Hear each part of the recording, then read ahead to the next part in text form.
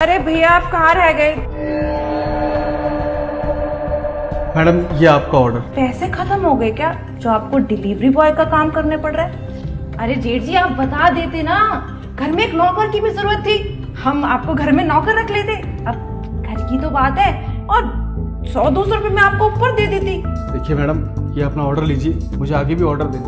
Madam क्या हुआ जेठ जी, मतलब एकदम तेवर वेवर बात करने का तरीका भी बदल गया। घर का किराया तो भर पा रहे, बच्चे को स्कूल पढ़ा पा रहे, क्या वो भी आपकी तरह डिलीवरी बॉय का काम कर रहा है? देखिए मैडम आप अपना ऑर्डर लीजिए।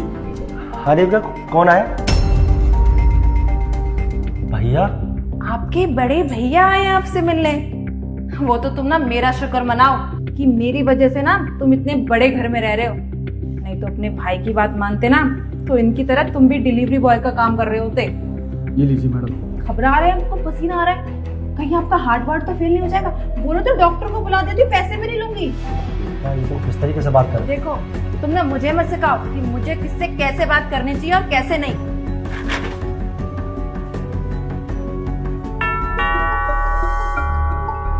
मैं डिलीवरी बॉय हूँ, मैं ये कंफर्म करने आया था कि आपको ऑर्डर मिला या नहीं। तुम डिलीवरी बॉय हो तो मतलब?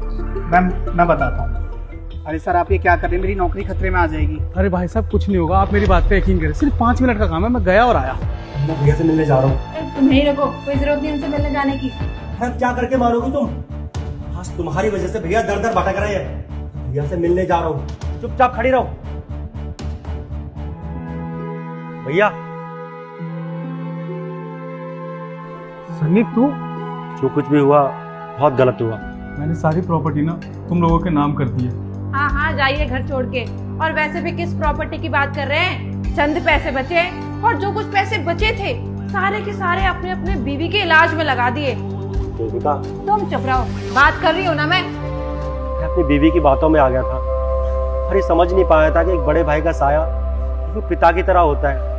अगर पिता का साया हमारे सर से उठ जाए तो हम जीवन में कुछ नहीं कर सकते, कोई तरक्की नहीं। मेरा ना इस दुनिया में तेरे अलावा कोई भी नहीं है। माँ बाबूजी तो कब के हमें छोड़ के चले गए और तूने भी मुझे छोड़ दिया। अरे तू कम से कम मुझे एक कॉल तो कर सकता था। मेरी बीवी की वजह से हुआ है ये सब। अरे ये औरतें कभी समझ क्यों नहीं पाती हैं कि जो भाइयों का प्यार होता है ना उसे कोई नहीं बांट सकता। पता नहीं घर में आके क्यों कलेश करवा देती है, दो भाइयों के बीच में दरार ला देती है। और भैया गलती तो हमेशा छोटों से होती है ना, बड़े तो हमेशा छोटों को माफ करते आए हैं। क्या आप अपने इस भाई को माफ नहीं करेंगे? तू कभी गलती कर ही नहीं सकता।